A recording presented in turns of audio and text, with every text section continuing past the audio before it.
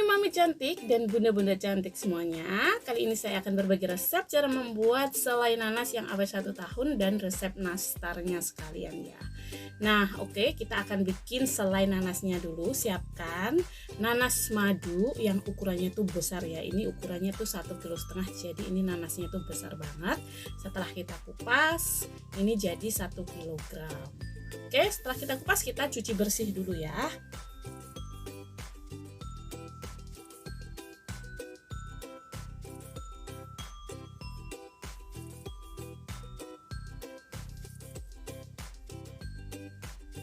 Nah ini sudah kita cuci bersih.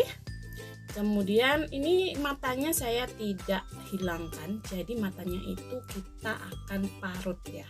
Ini matanya itu gunanya tuh biar dia itu awetnya itu awet alami, karena ini juga bahan pengawet alami juga, dan ini bikin nanasnya itu baunya itu lebih wangi. Nah kita potong-potong nanasnya, kita akan parut. Jika bunda-bunda suka di blender silahkan di blender, tapi saya lebih suka diparut karena teksturnya itu dia akan lebih panjang-panjang gitu ya, lebih bagus. Nah ini sudah diparut, kita siapkan bahan lainnya yaitu kayu manis 2 ruas dan 3 batang cengkeh. Jika bunda ingin aromanya kuat bisa ditambahkan lagi ya kayu manisnya. Kalau saya 1 kg itu cukup 2 ruas aja sudah oke banget, baunya juga udah keluar banget ya. Dan ini untuk 1 kg nanas saya memakai 200 gram gula pasir. Jika bunda-bunda mau manisnya itu lebih legit lagi bisa ditambahkan. Kalau 1 kg nanas ditambahkan 200 gram gula, itu rasanya itu tidak terlalu manis dan tidak terlalu hambar. Kalau saya itu cukup ya, jadi tidak enak nantinya.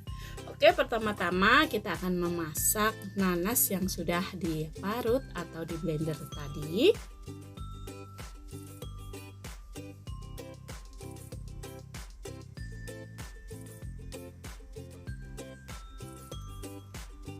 Dan kita tambahkan kayu manis dan cengkehnya, kita masukkan ya.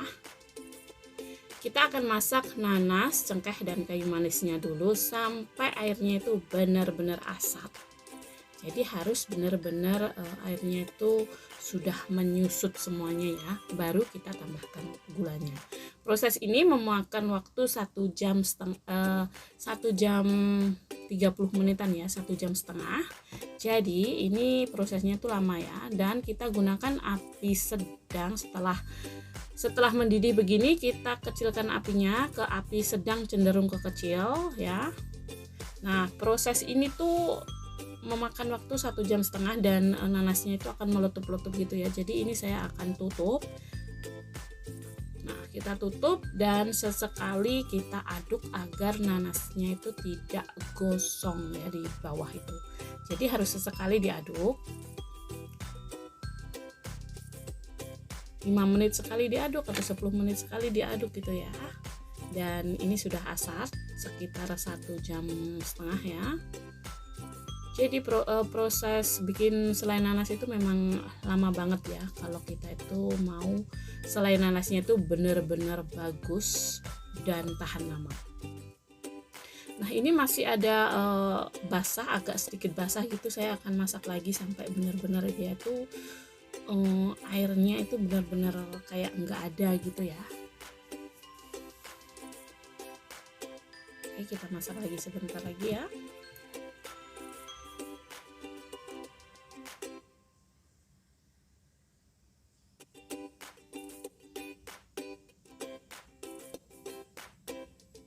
Nah ini airnya sudah menyusut banget ya. Nah sudah benar-benar tinggal ampasnya gitu.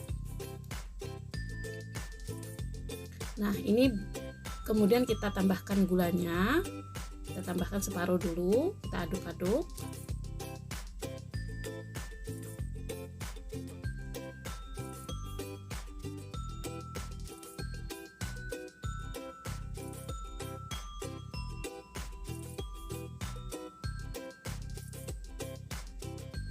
Kita tambahkan lagi sisanya, aduk-aduk lagi dan masak. ini butuh proses lagi memasaknya ini ya. Ini butuh proses 1 jam lebih lagi. Kita harus sering-sering aduk karena sudah dikasih gula, itu rawan gosong. Jadi tidak boleh ditinggal ya ini. Harus diaduk-aduk sampai dia itu berubah warna jadi kuning keemasan seperti ini. Nah, sudah airnya sudah nggak ada. Ini sudah matang ya. Kita matikan apinya, kita tunggu dingin. Harus benar-benar dingin ya. Kita dinginkan dulu. Setelah dingin bisa kita masukkan ke kulkas ya. Nah, ini sudah dingin, itu sudah bisa dibentuk. Nah, sudah bisa dibentuk ya. Kalau saya langsung saya gelinding-gelinding gitu, terus taruh di wadah, taruh di kulkas. Kemudian kita tinggal bikin adonan nastarnya aja. Nah, ini sudah kita bikin adonan nastarnya. Ini saya memakai 250 gram mentega, bisa menggunakan ancor ataupun wisman, dan 250 gram margarin. Saya menggunakan merek Blue Band, bisa menggunakan merek Vilma atau apa ya. Dan 4 butir kuning telur, 100 gram gula pasir yang sudah dihaluskan. Gula pasirnya di blender gitu ya, jadi harus gula pasir halus, dan 1 sendok teh vanili. Kita aduk-aduk pakai balon Wix. Saya cukup menggunakan tangan, tidak menggunakan mixer ya, pakai balon Wix, diaduk-aduk aja. Semuanya suhu ruang ya, margarin dan menteganya tuh suhu ruang, jadi sudah lembek gitu ya. Kita aduk-aduk sampai tercampur rata. Nah, sudah tercampur rata, kita tambahkan 600 gram tepung terigu serbaguna, 40 gram tepung maizena, dan 1 bungkus susu bubuk Denko. Bisa menggunakan 2 bungkus ya, karena habis saya pakai 1 bungkus. Dan untuk resep ini tuh jadinya banyak banget ya Bunda.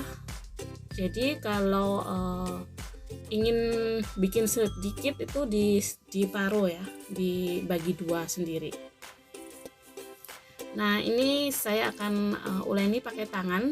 Usahakan menggunakan sarung tangan, jangan kontak langsung dengan tangan kita ya, karena tangan kita itu mempunyai suhu hangat. Itu akan bikin cake-nya itu nanti malah keras. Jadi usahakan pakai sarung tangan atau gunakan spatula atau centong kayu gitu buat ngaduk-ngaduk.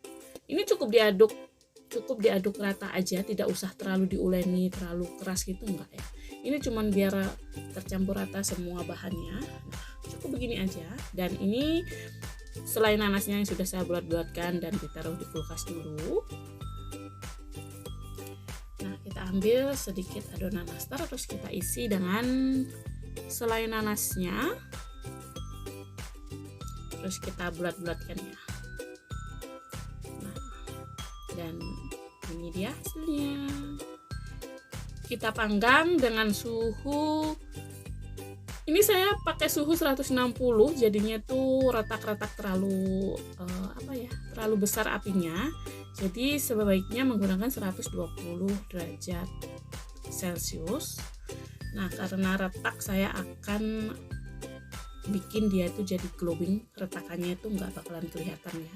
Nah, ini saya siapkan 2 butir kuning telur dan 2 sendok makan susu kental manis. Terus kita tambahkan 2 sendok makan minyak sayur biasa ya, bimoli.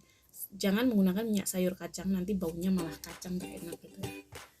Terus kita tambahkan 3 tetes pewarna kuning telur.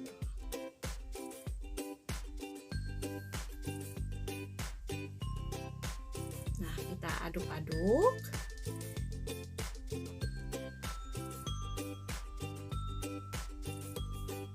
Sampai tercampur rata ya. Aduknya jangan kencang-kencang, nanti malah berbuih. Usahakan jangan sampai berbuih ya. Sampai tercampur rata semuanya. Nah, ini udah oke. Dan kita akan sulap nastar yang retak-retak ini. Sebenarnya ini nggak retak kalau suhunya tadi 120 ya, karena suhunya tadi saya pakai 160, jadi 140, jadinya retak-retak selalu besar apinya. Nah, kita oleskan ya, kita oleskan 1 kali. Kalau kita angin-anginkan, terus kalau udah kering kita oles lagi. Jadi ini pengolesannya 2 kali, harus tunggu keringnya. Setelah dioles itu kita harus nunggu kering dulu. Jadi ini prosesnya agak lama, memang agak lama ya kalau ingin bikin nastar tuh yang glowing banget. Nah, lihat nih, retaknya itu hilang dan sudah tertutup dengan olesannya tadi. Lihat nih, jadinya tuh glowing mulus banget. Oke, sekian dulu resep dari saya, semoga bermanfaat. Sampai jumpa, bye bye.